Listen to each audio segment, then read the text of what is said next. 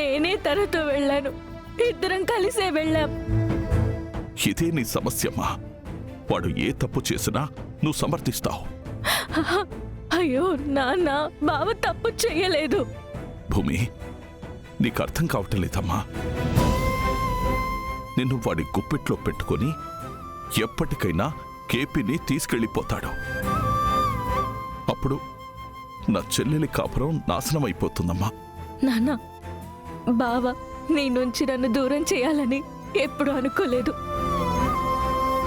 అసలు మీరు నా జీవితంలో ఉండాలని, నేను నా తండ్రిని తిరిగి పొందాలని కోరుకున్నది కూడా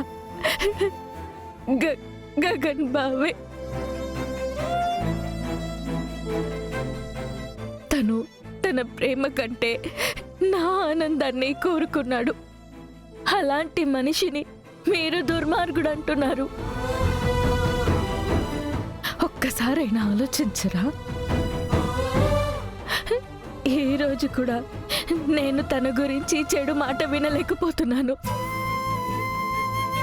భూమి, నువ్వు ప్రేమలో ఉన్నావు, అందుకే నిజం కనిపించడం లేదమ్మా.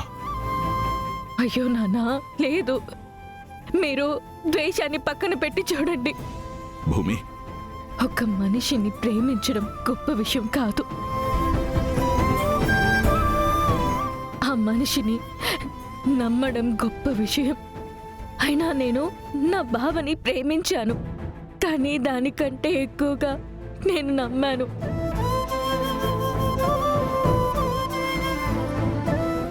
ఈ ప్రపంచం మొత్తం తనకి ఎదురు నిలబడ్డా సరే, తను నన్ను మోసం చెయ్యడు అన్న నమ్మకం నాకుంది. నేను ఈ ఊరికి మీ ప్రేమ కోసం వచ్చాను. నేను కోల్పోయిన అనుబంధం దొరుకుతుంది అనుకున్నాను. మీరు నా చెయ్యి పట్టుకుని నువ్వు నా కూతురువి అన్నప్పుడు నా జీవితంలో కోల్పోయిన సగం తిరిగి దొరికిందనుకున్నాను.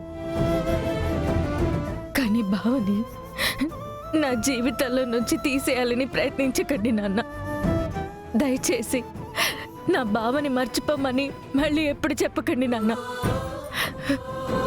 ఈ జన్మలో నేను చేయలేని ఒకే ఒక్క పని నేను నా బావని మర్చిపోవడం. అది ఎప్పటికీ అవ్వదు నాన్న.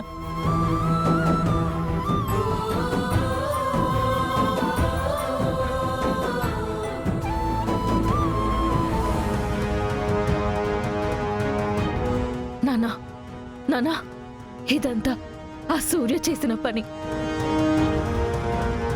అవునా? వాడి వల్లే నా బావ నాకు దూరం అయ్యాడు. వాడి వల్లే నా జీవితం ఇలా అయిపోయింది. ఇంకా వాడిని వదిలేయడం నాకు ఇష్టం లేదు. పదండి నాన్న, ఇప్పుడే పోలీస్ స్టేషన్కి వెళ్ళి వాడి మీద కంప్లైంట్ ఇద్దాం. పదండి. భూమి, నీకొక నిజం చెప్పాలమ్మా. ఏంటి?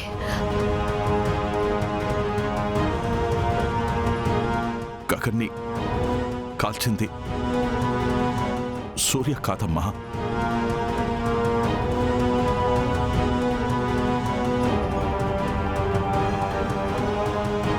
నానా, ఎవరు? గగన్ని కాల్చింది నేనేనమ్మా.